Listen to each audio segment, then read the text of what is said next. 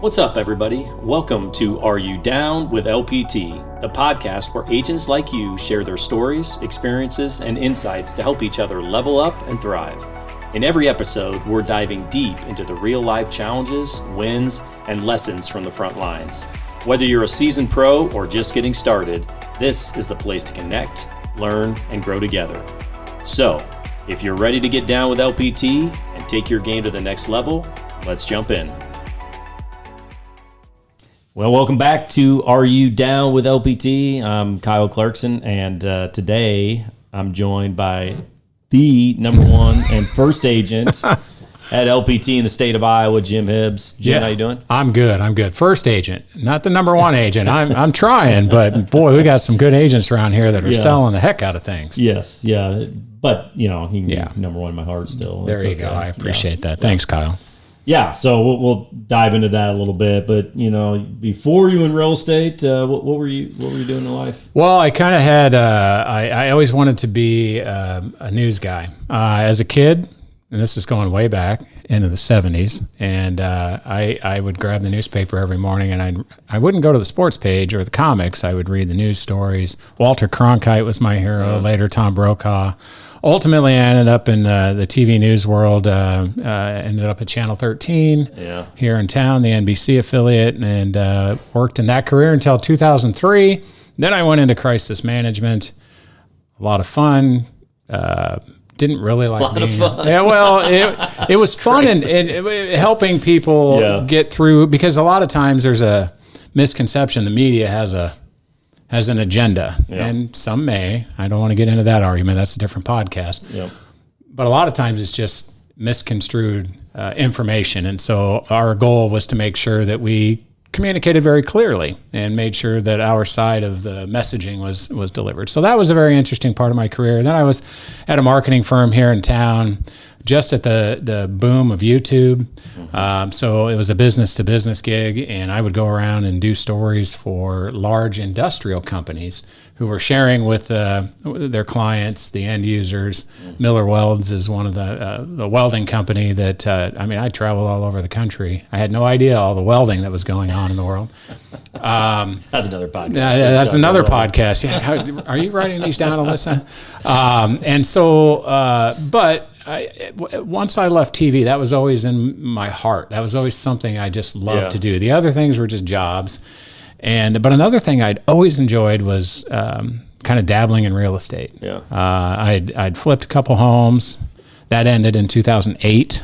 I'll let you think about that for a second. Yeah. We just talked about that earlier. But 2015, my boys were done playing baseball. I went from coaching 5 teams in the spring to none. I thought, all right, I should go get my license. And within a year, I had my license and got into real estate. And it is my second love. I've loved it. What's your first love? TV news. Although not anymore. You are married. I don't know. Well, now Kyle, come on now. I'm talking about career, not career, love of the kind of, with your special person. Yeah. But, TV news has changed so much. I would never want to be in it today. But what it was before, when it was locally oriented and when it was all about taking care of people, which is exactly what real estate is. And you get to do it one-off. And that's what I love about it. And also the fact, just like in TV news, you thought you were doing one thing during the day, but then the next thing you know, you may be off in a different direction. Yeah. So, you started doing TV when? 1990.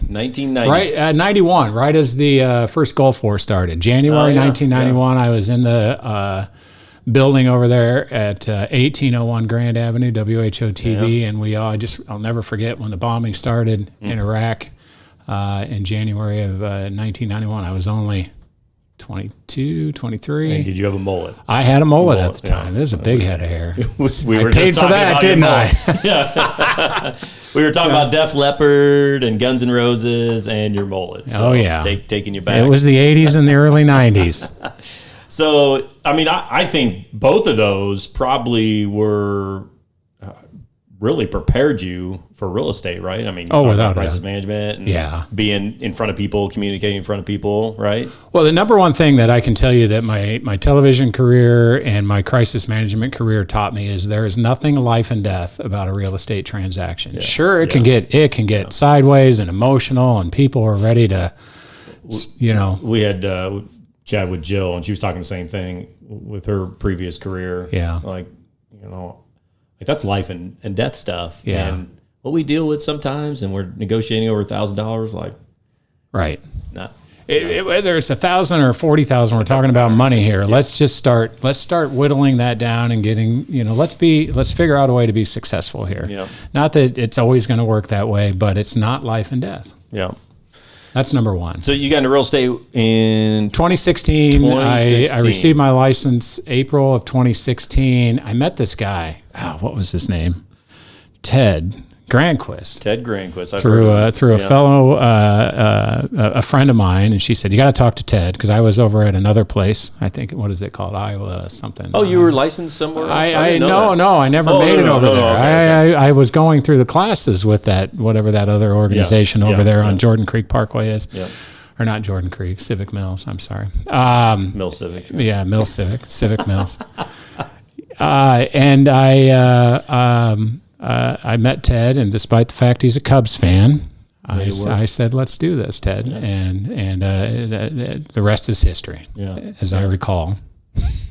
Well, I do recall that. And so I've heard your name. You were in management at Coldwell for 3 years. For 3 years. 3 years at Coldwell Banker, managing their Westtown office. Yeah. So great team over there. You sold a little bit, and then got into management. I just sold selling, right? Barely 3 years. Yep. And I always wanted to be a manager and broker of an organization, and so it was fast tracked, and I ended up 2019 taking over the office there, learned the inside of the business, and it was a great 3 years. We ended up in COVID. Yeah. Less than a year after I took the position, and that's where crisis management helped out. Right. Yeah. But a wonderful learning experience, learning the backside of the business. And you really did that through 2022 then? Yeah. So you didn't get a sell during the two greatest real estate years. And I know this is going to sound cheesy, but I was helping my agent sell, and we sold the heck out of stuff. We were may not have been the number one office, as Ted would remind me, but we were darn close. Yeah. And it was very rewarding to be there helping the agents and guiding them through, when a lot of other places were just kind of shutting the doors and leaving agents on their own. So yeah. So that's obviously, like, for me, we were chatting earlier about my time as the director of education at Coldwell. Yep. I did a lot for my business when I came out the other side and start selling. Do you think that time as management, and then you got back into selling, was it different than the first time when you were selling? Without a doubt. Yeah. I mean, it was understanding the business soup to nuts. You understand the backside of it. You understand the different aspects. So you've got that bigger picture to things. Also, just maturing over time and learning the management role and having to deal with different situations made me a better agent in helping clients and managing through things. And then just seeing how the business is run and treating my business as more of a business rather than just trying to get one client after another. Yeah, I think that's where a lot of agents, we make mistakes, because we're just like this client to that client instead of, hey, this is a business, right? Yep. Soup to nuts. Soup to nuts. Am I showing my age again? I don't know. I was like, what does that mean? Well, okay. I want to make sure, because I also referenced some other things that people are like, what is he talking about? Soup to nuts, it's an old school term, and it basically refers to like a formal meal where you would start out with soup, and then after the dessert, apparently there were nuts. I've never done this, but that's what the nuts term follow the dessert. Yeah. Oh. Apparently, soup to nuts, all the way across from the beginning to the end. Soup to nuts. There you go. Okay. It's another learning experience on Are You Down with LPT? Well, thank you. I feel educated now. So we connected. What year is that now? 23? 23, I believe it was at the convention downtown. Oh, yeah. I approached you and said, hey, I hear you're thinking about this. And you looked at me like, how did you know that? That's right. Because I had heard your name, and, the real estate community in Des Moines is small enough that you know the other real estate agents in town, right? Yep. And, so I'd heard your name before, but then we kind of connected for the first time, and we, met a couple times in the basement, and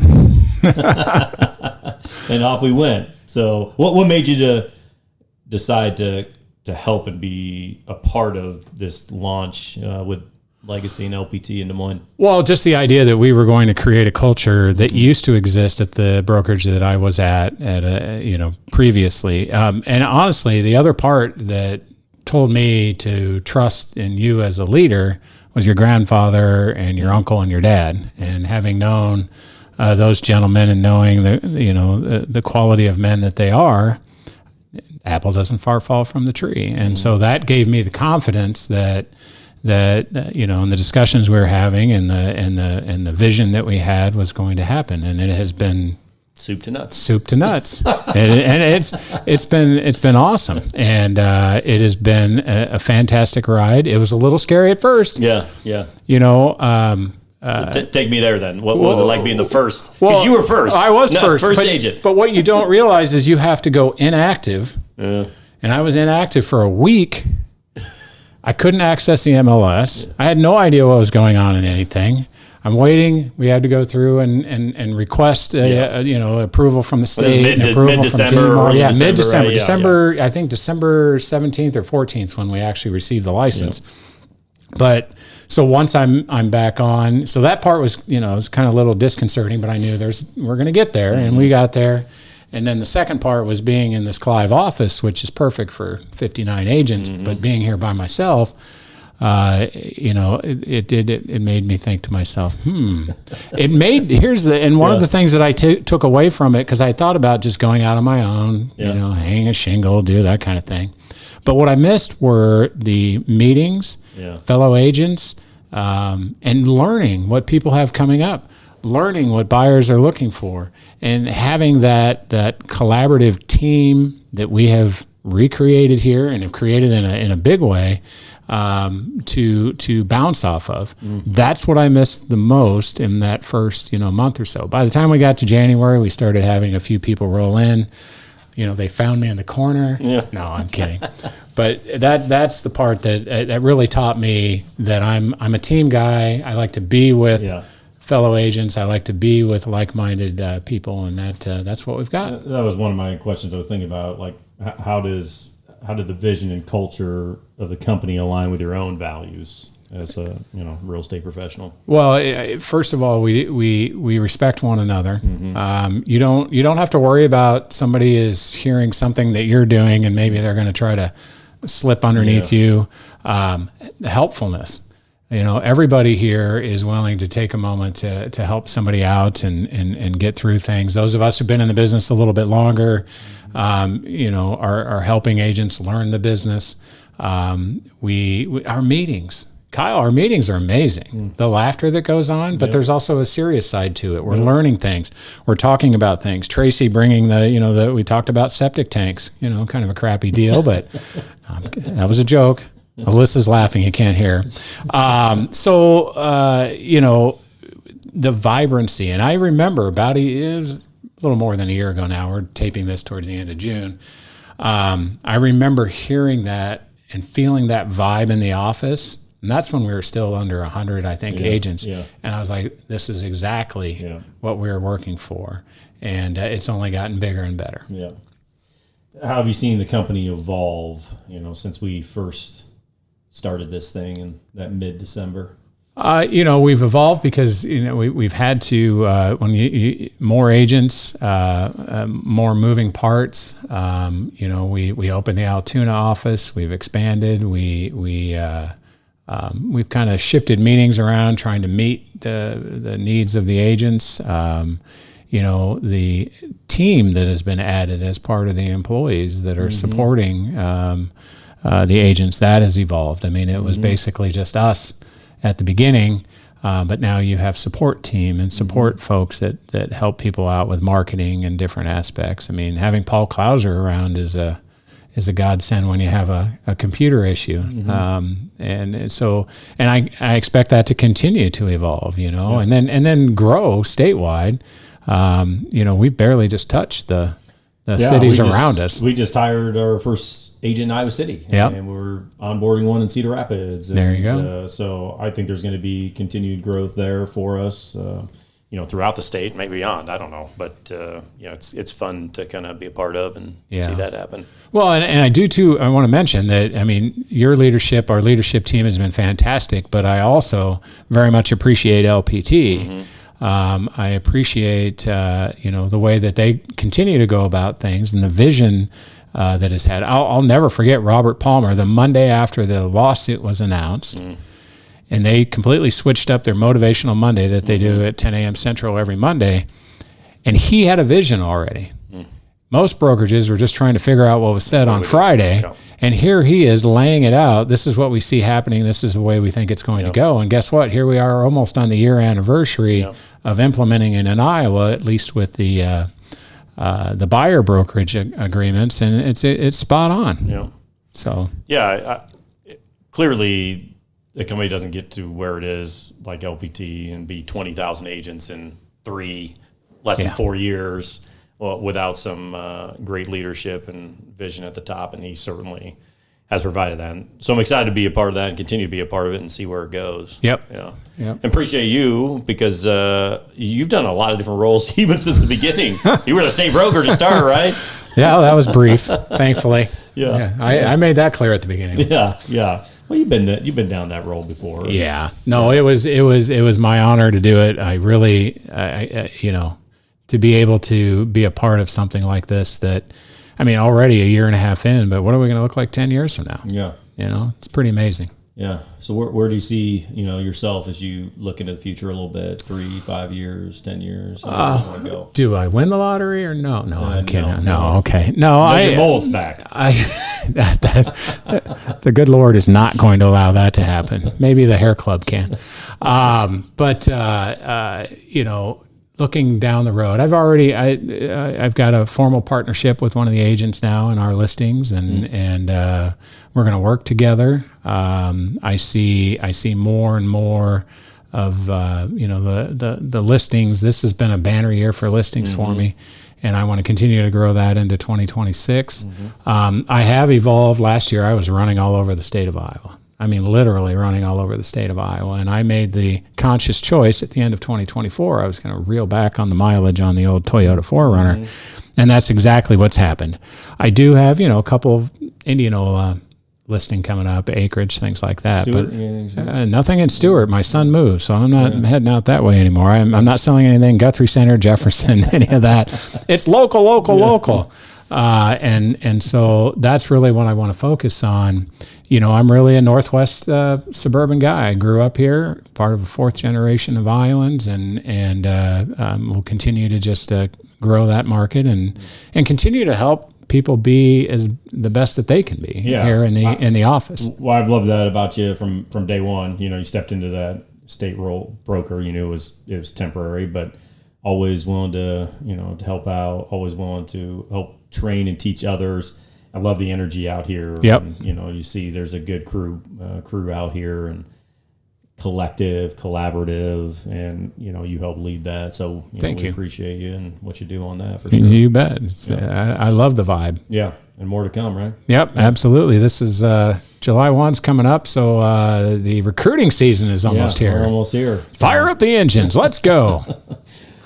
People want to connect with you. What's the best way to find you? CentralIowaRealtor.com is my webpage, or you can email me at teamhibbshome@gmail.com. Did I say that right? teamhibbshome@gmail. Boy. I don't know.